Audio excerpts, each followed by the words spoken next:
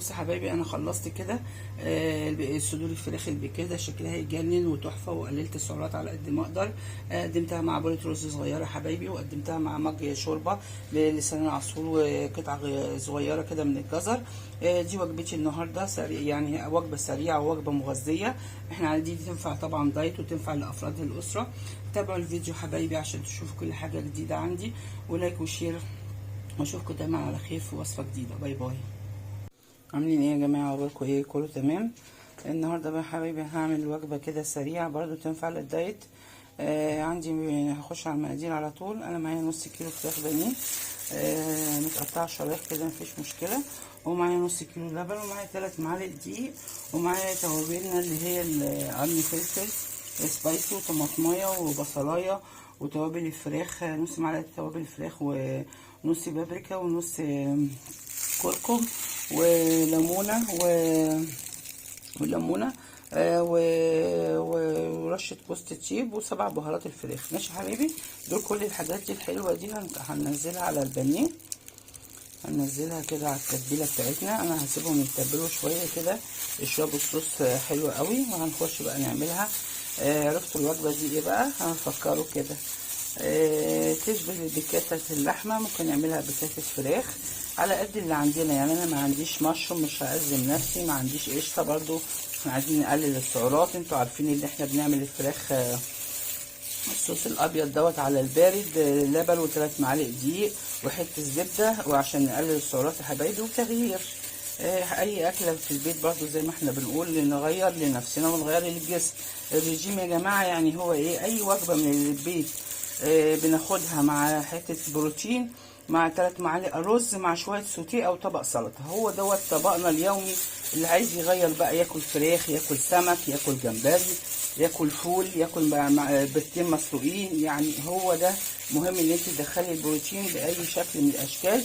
بس هي دي فكره ايه الدايت يا حبايبي. وثانيه واحده خليكم معايا ويلا حبايبي. انا حطيت معلقه زبده، وحطيت شويه زيت، وهنخلي الحله تسخن كويس جدا، وهندي صدمه للفراخ علشان احنا نحمرها ونديها بشكل حلو كده، بحيث ان احنا نقفل المسامات كلها حبايبي. ماشي؟ زي ما احنا اتفقنا ان تطبيق الاكل كله هو نفس الخطوات، بتختلف بس من حاجه لحاجه. يعني كله شكل بعض. احنا بنعمل كده بس بنديهم صدمه، بحيث ان احنا عايزه احمر الوش وعايزه الفراخ تستوي شويه.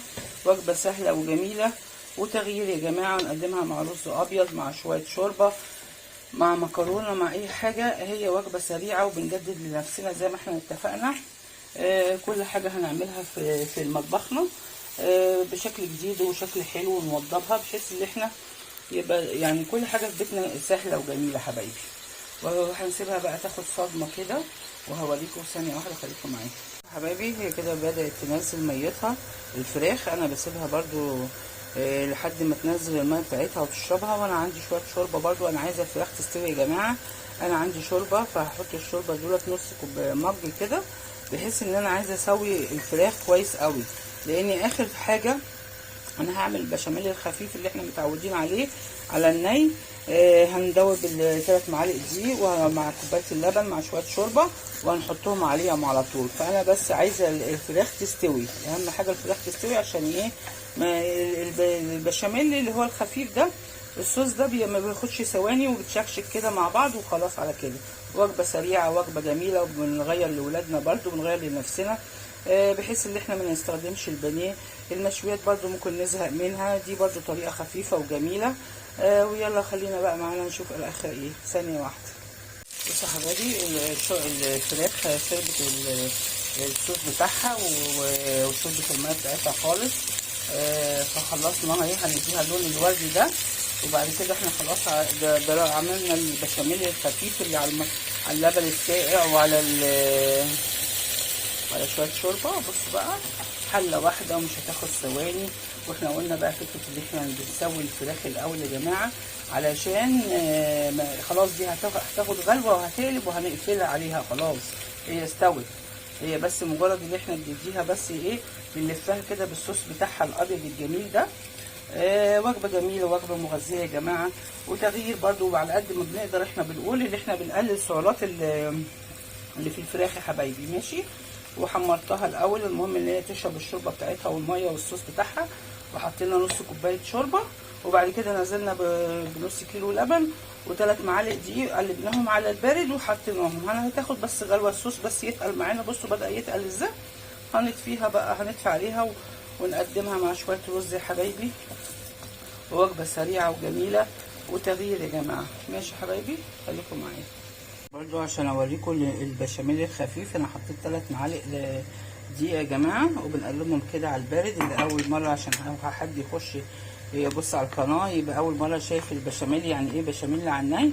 يعني احنا بنحط اللبن يا حبايبي مع الدقيق كده، وبنقلبه على البارد، وبنحطه فوق الفراخ البيكاتا اللي هتبقى جميله احلى من اللحمه. لو في لحمه ممكن نعملها بنفس الطريقه، بس لو في مشروم برده ممكن نحطه، بس انا ما عنديش مشروم، وقلنا احنا مش هنعزم نفسنا. اي حاجه موجوده في البيت يا حبايبي تبع الميزانيه نعملها، ماشي يا حبايبي. وهنقلب البشاميل كويس قوي، ونسيب الفراخ